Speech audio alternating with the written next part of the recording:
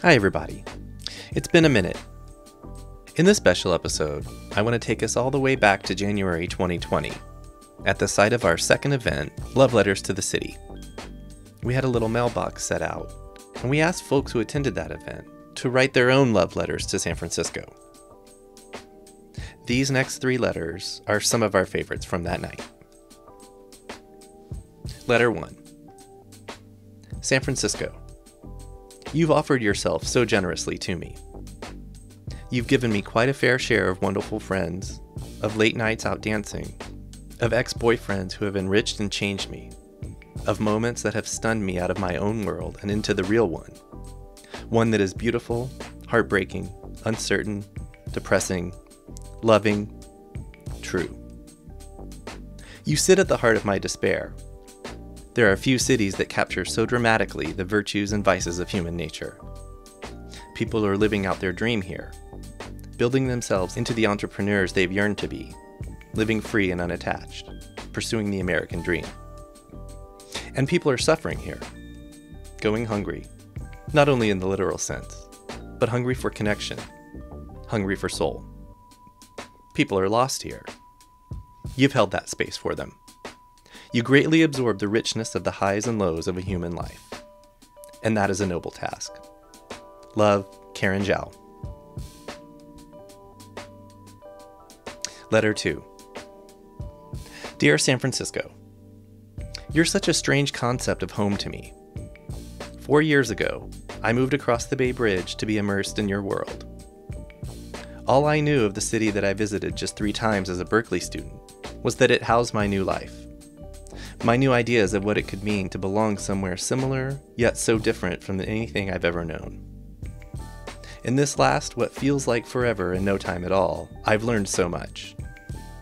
You showed me the way to new friendships, forged in circumstance or serendipity, or sometimes conscious effort. You frustrated me because you made me confront my privilege and feel helpless to counteract it. You showed me who I am and what I want, in my jobs, in my relationships, in romance, and in times of pain. You let me fail and picked me up by offering a warm meal, a listening ear, a glimpse of humanity as I walked through your streets.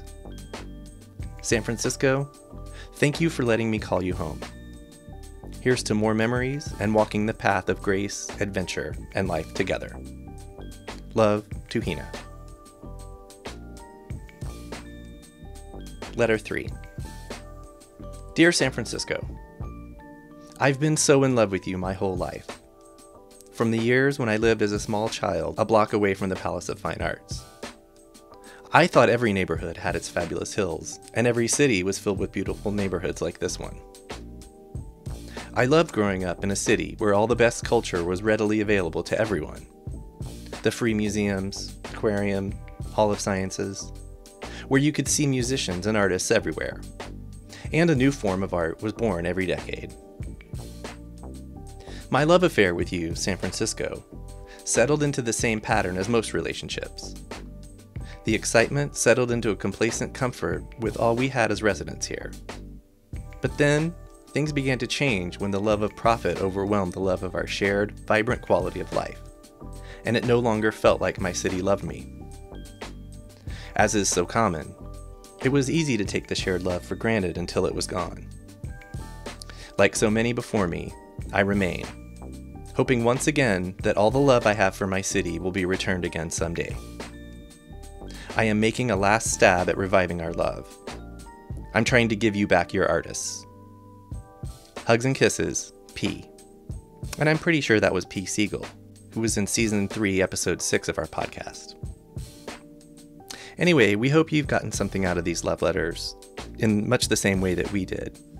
You know, love letters was the theme of our show all throughout Season 3. And we hope that the 49 episodes that we ended up putting out, each individually and kind of taken collectively, serve as a love letter to the city.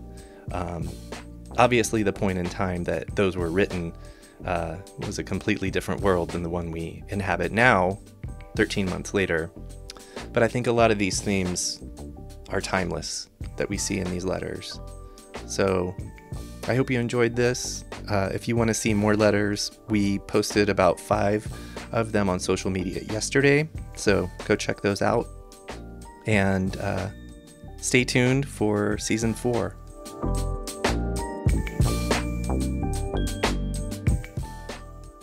Music for Storied San Francisco is by Otis McDonald. Photography is by Michelle Kilfeather. The show is hosted and produced by me. Michelle and I have produced more than 140 episodes over the last 3 years, and you can find them all at our website, storiedsf.com. While you're there, please check out our store, where in the month of December, we're donating proceeds of all sales to Supply Hope Info, a new nonprofit helping students with distance learning. We're on Twitter, Instagram, and Facebook, where you can like, comment, and share the stuff we put out. Find our shows just about everywhere you can listen to podcasts, including most recently, BFF.FM's new podcast network. Please subscribe to stay up to date on all the content we publish. We love feedback, so if you have any, our email is storiedsf@gmail.com. Thanks for listening. Stay strong, stay safe, wear a mask, and stay healthy.